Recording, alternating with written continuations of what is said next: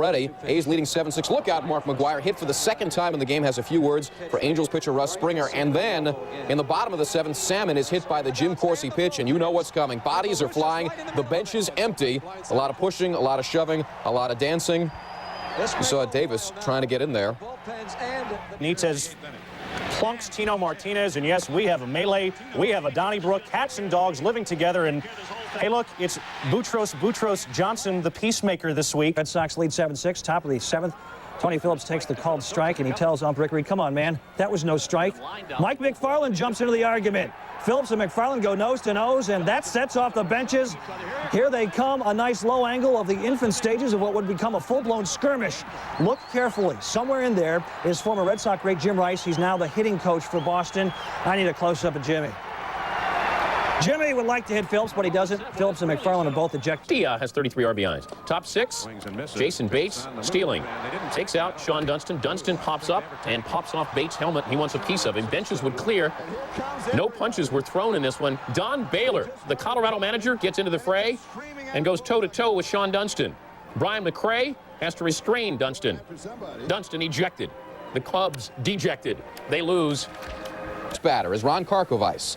Wegman comes a little inside, then 2 pitches later, way inside, hits Karkovice in the midsection. Umpire Rocky Rose says, Wegman, you're gone. Karkovice is not a happy man. The benches would empty, but no punches thrown.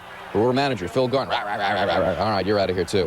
Everything is normal until the 9th. Rob Dibble, look out at the head of Pat Listash, and let's get ready to rumble. And there they go. The bench is empty. Punches are thrown this time. Dibble and Listash ejected. All I want to know is who had the guts to match up with the big hurt Frank Thomas in this one. Sean has a couple of words, and then wants to deliver those words. Nails Valdez with a quick right hand to Valdez's eye.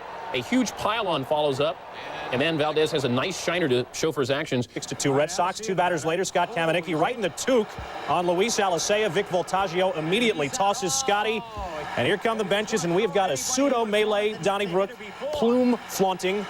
That means that people just kind of pump their chest, but nothing really happened, and then Kamenicki gives the Gettysburg Address. Sergio Valdez, look out, over the head of F.P. Santangelo, who had homered earlier. Then in the 6th, Valdez inside with a fastball, and Tony Tarasco doesn't like it, wants a piece of him. Kurt Manwaring with the hammerlock from behind. Tarasco was ejected. That is a developing deal here because Hernandez throws behind Brian Hunter. Hernandez is warned by Wendelstadt. Both benches are going to clear. Fracas, number 1. Borders and Gant single each other out, but the fight subsides. Top of the 7th, Gant at the plate. He and Borders have words. Gant goes after him. Both benches clear again. Fracas, number 2.